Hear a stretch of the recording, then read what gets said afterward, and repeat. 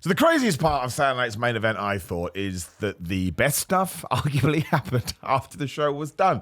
I don't actually have a problem with this at all because I think it creates noise, it creates chatter. And if you have just finished watching the event, then all of a sudden you're on social media, you kind of see it breaking. It just makes you feel like you're part of a special club. Because, of course, after the main event, Kevin Owens decided, I'm not very happy anymore. And he packaged power driver Cody Rhodes. And listen, if you're one of these people, I said this on Ups and Downs as well, make sure you check it over there and subscribe to me, subscribe to them, get my stupid warm and fuzzy t-shirt at prowrestlingtees.com/Simon Miller. There's a bunch of description and links down there in the description, I should say. But yeah, if you were one of these people that was like, oh man, the power driver Kevin Owens gave to Randy Orton was a little bit weak, which I understand, I just don't care about that stuff. This one wasn't. And this one was done like it killed Cody Rhodes. And Triple H came out and he got into a shoving contest with Kevin Owens. And again, I've said this everywhere, social media, other videos. I'm such a nerd. I'm geek. There is no way Triple H is ever going to compete again, nor should he, because his health is way more important than a wrestling match. But they were so aggressive with each other, and because Kevin Owens always seems to get himself in these kind of positions, especially at WrestleMania, I was like, go to Triple H versus KO. If we did actually do that at WrestleMania 41, I'd retire from wrestling after this, because nothing would ever be able to top it in my life. I would just be way too happy. But we have just seen Saturday night's main event. I thought it was a very fun and easy to watch show. Some people criticize it, thinking maybe it needed some big hoopla during the 2-hour running time itself. But I had kind of approached it going, it's just going to be a good time. If you watch my videos, you know I was really pushing for Kevin Owens to win. But deep down in my tum-tum, I don't think they were going to take the belt off Cody Rhodes on a Saturday night's main event. I still would have done it personally. However, I think they may have come up with a bit of a caveat that can kind of work as we do go into 2025, but I'll get to that a little bit later, because the presentation, I think, was my favorite thing. Be it Jesse Ventura, who is still brilliant, by the way. That guy just gets wrestling. And his vendetta against Cody, I thought, was absolutely tremendous. But the ring ropes, the atmosphere, the music, the way the entrance was like the old entrance when people came through the crowd and Gunther didn't want to touch any of the fans, which I thought was funny. It just makes you happy, man. And sometimes they're the simplest things. We're all suckers for nostalgia. And then we kick things off as well with Drew McIntyre versus Sami Zayn. It's just excellent. They're just two great professional wrestlers. I don't even know what to tell you about it, okay? I suppose if you expected this, you got exactly what you would have assumed. It was like AI made this match. Like, Drew McIntyre is brilliant. Sami Zayn is brilliant. Drew is the ultimate heel. Sami Zayn is the ultimate babyface underdog, as we know. And because they get wrestling, they fought, right? It was really like gritty and edgy, not Adam Copeland, but because they do have this sort of revenge feud, I suppose, or Drew McIntyre certainly does. And we've now got into this sort of, I don't call it a pattern, because that's not fair. That makes it sound negative, and I don't think it's negative at all. But Drew has basically turned the Claymore into a gunshot. If he hits you with it, that's it. You're going to crumple, you're going to go down. And that's essentially what happened here. Like, Sami Zayn was ready with the haluva kick. Drew McIntyre did the real most popular move in all sports entertainment of 2024, which is roll out the ring, which does make sense, but everybody is doing it. And it kind of allowed him to replenish his HP points. That's stupid. I just said health points. But as soon as he had done that, gets to the ring, Sami Zayn that is, he gets Claymored 1, 2, 3. Now, this is obviously the start of a much bigger story. And the rumors is that we did this earlier than we were going to, because Bronson Reed got injured, so Drew McIntyre came back a few weeks before he was meant to. I don't have a problem with that at all, and all the best to Bronson Reed. But it was just such a hard-hitting match. And again, if WWE presumed that a bunch of people were going to tune in for SNME, to call it like an absolute nerd, that maybe are on the cusp of WWE or haven't watched WWE in a while, I thought it was a great showcase just to roll things out, like, look at this banger match we're having, it's hard-hitting. And again, just to establish the characters and the stories. And outside of that, what do you say? It was a lot shorter than I was expecting, but then I remember this ain't a pay-per-view, man. It's no PLE. It's just a 2-hour special on network TV. So of course it would be like that. It was essentially, we wouldn't even call it a glorified Raw because it felt a bit shorter because there was no overrun whatsoever. But just really, really good. I actually like the shorter matches because it's the whole less is more thing. I wanted more. And there's no way we're not going to get Sami Zayn versus Drew McIntyre Part 2. So this was like your appetizer before we get to the main course on that January 6th Netflix or maybe the Royal Rumble. I doubt we can stretch it out to WrestleMania, but WWE has been way more patient recently. So really, really good. As was Liv Morgan versus Io Sky. You could almost copy and paste what I just said. I never actually thought that Liv Morgan was going to lose the championship. Liv Morgan. Don't call her Liv Morgan. Because I think Rhea Ripley has to be that person given the time we've invested in 2024. But instead, they just went nuts. Like, as soon as the bell rang, it was just go, go, go, go, go. Io Sky is tremendous. If you want to make a case for Io Sky being one of the best wrestlers in the world, you're not going to hear an argument from me. Because she's just brilliant. absolute highlight. She need Liv Morgan right in the face. If I can try and work a clip in, I will. You have to go and watch it. It's one of those times where I don't understand how Liv Morgan's jaw didn't explode, but when you do see it back, it just allows you to buy in a bit more. Actually, no, screw buying in. Once again, it was just a knee to the face. I'm surprised it didn't knock Liv out. But we did very much take what we'd done in the first match, because Io Sky was on the up. She makes a mistake when she goes for the moonsault. Once again, this Io Sky, Liv Morgan got her feet up. So it wasn't like onto the knees on her tum-tum or anything. It was right into her kisser, as Gorilla Monsoon used to say. So there's no way, you can't fake that, for lack of a better term. I mean, nothing is wrestling is fake, but there's no way to really protect yourself. And then Liv Morgan hits the Oblivion and gets the 3. Now, it's the same with the Claymore. It's the same with the Oblivion. I think WWE may have had a sit-down chat and gone, our finishing moves aren't finishing moves. Everybody kicks out of them. And they are starting to be protected a bit again, but I do not get mad at this. Like, if you're a massive Io Sky fan, you're probably pulling your hair out, I understand, because WWE likes to rely on shenanigans so much that when there is no shenanigans and a clean win, you're like, well, what the flub happened there? But I actually think everybody benefits from it. Like, Io Sky was going to win. She made one mistake. Liv Morgan hits her finishing move and we're done. That makes Liv Morgan feel like a more powerful champion, I suppose, for lack of a better term. Rhea Ripley confronted her afterwards, so again, maybe on that January 6th show, the Royal Rumble, Rhea Ripley is definitely going to win that championship back the next time they do meet.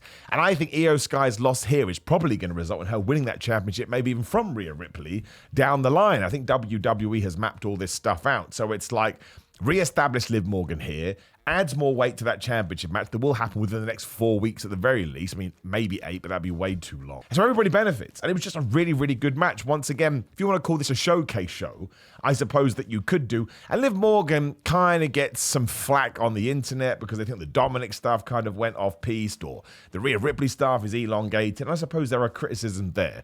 But I think she's had a tremendous year. Like, I really, really do. I would put her in the list for most improved or biggest surprise or whatever you want to say. And if you go back to the 2022 title reign, I believe, the Ronda Rousey stuff, that's really not good because she cuts that promo after she tapped out at SummerSlam, even though she got the 1, 2, 3. Man, I did it on purpose. It's one of the reasons I think she had to go heel eventually, because the whole thing was just too convoluted. But let's not go back in time. We've already gone back to the 80s here, but it just ticked the boxes, right? And you move on to Gunther versus Finn Balor versus Damian Priest for the world title. I mean, they were the 3 same matches, just with championships involved. Gunther was never going to lose it, but this was just structured so damn well. There was one point where, I'm going to get this wrong, but Finn Balor went for the choke slam, and then Gunther cut him off, and then Finn zoomed in with the sling bait. And I was just like, man, that's just some good pro wrestling. And I think it's really hard to put 3 ways together because you always have to be thinking, well, if I'm there, you're going to be there. It's like playing a game of chess, but they just didn't miss anything. And they're of such a high level when it comes to wrestling. They just pulled it off with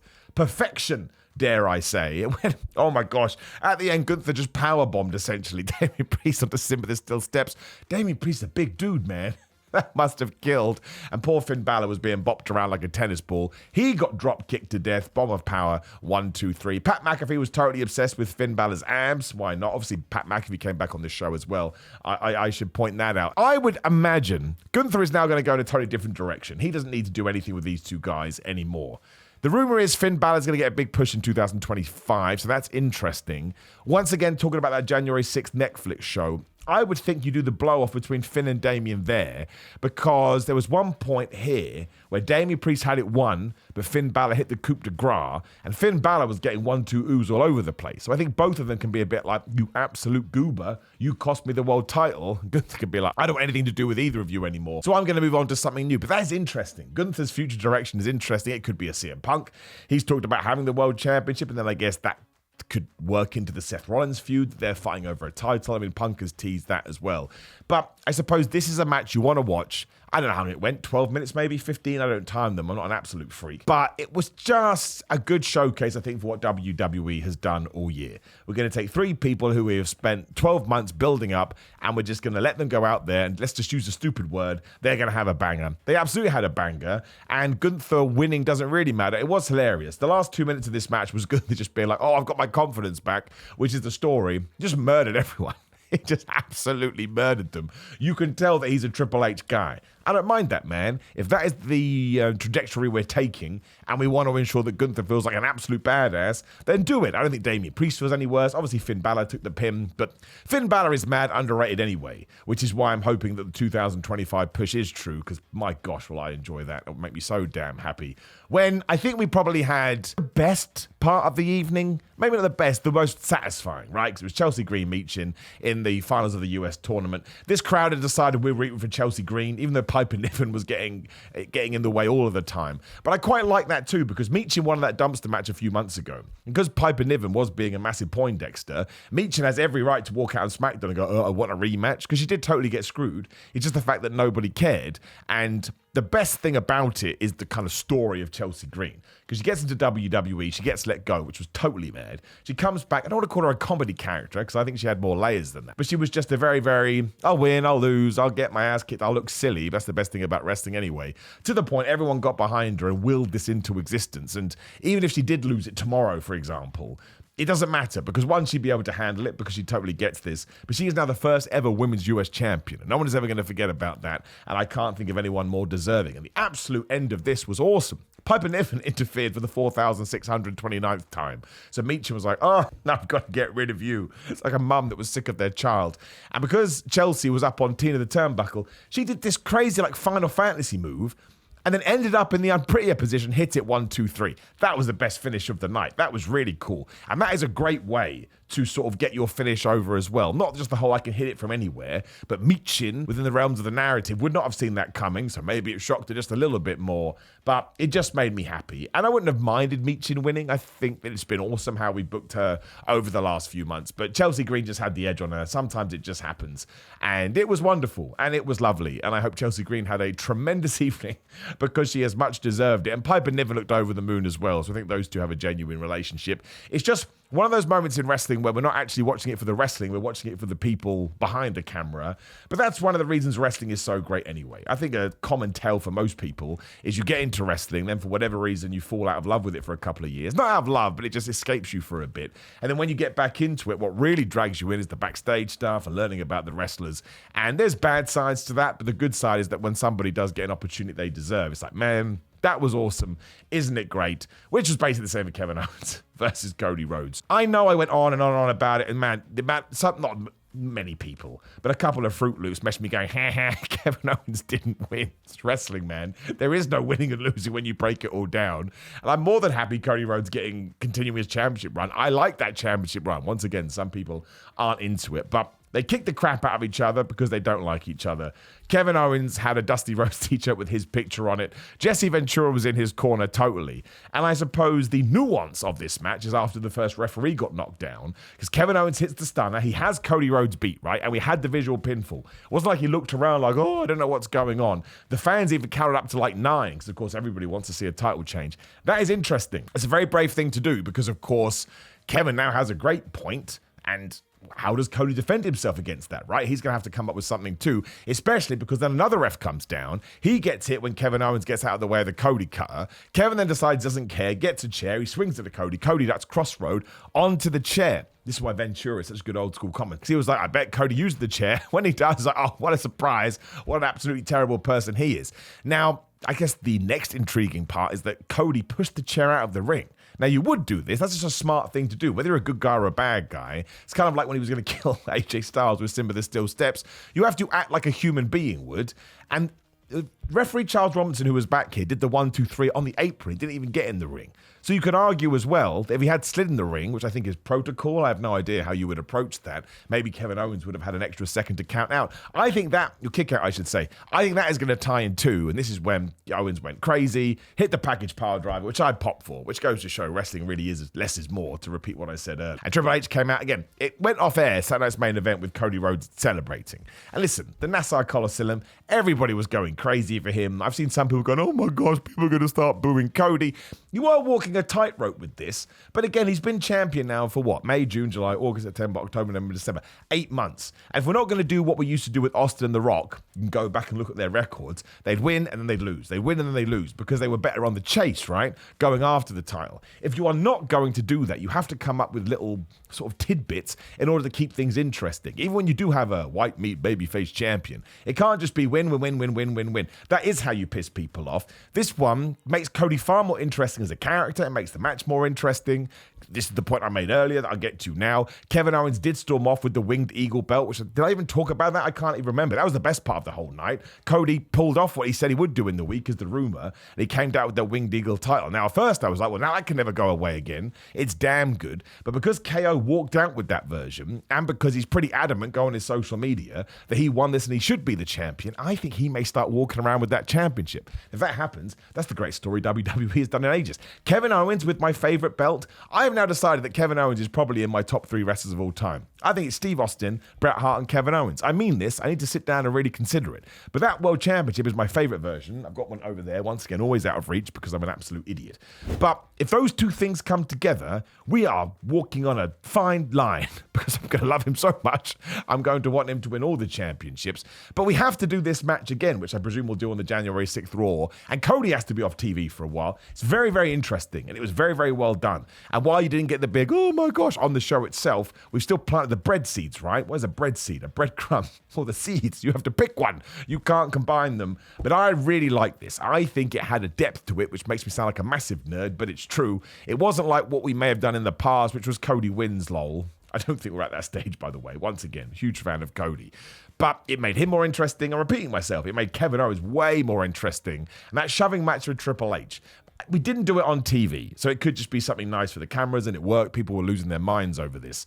But I am super excited to see what happens on Raw and SmackDown and all of the rest of it, especially, again, going into that Netflix show. And I think that's the idea. So in one way, is it a show that you could miss? Yes. I don't think that you are going to feel left out when you did get back to your sort of weekly television. But I do think it made Saturday Night's Main Event feel way bigger than it did the last time we rebooted it in 2007, 2008, whenever it was.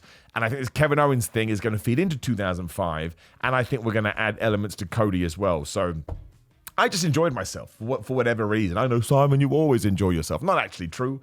I try and be as balanced as I always can be. But I also remember that wrestling is entertainment. It's the most important of the least important things. But I didn't feel like I wasted my time.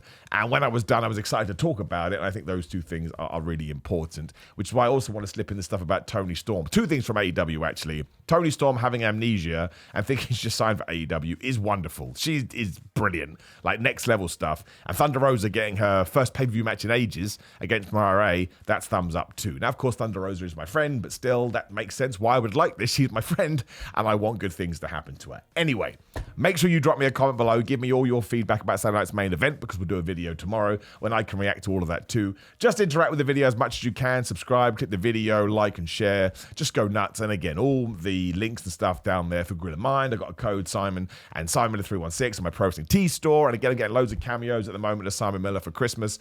Please just interact and help out as much as you can. But otherwise, enjoy your Sunday if you are watching some day one.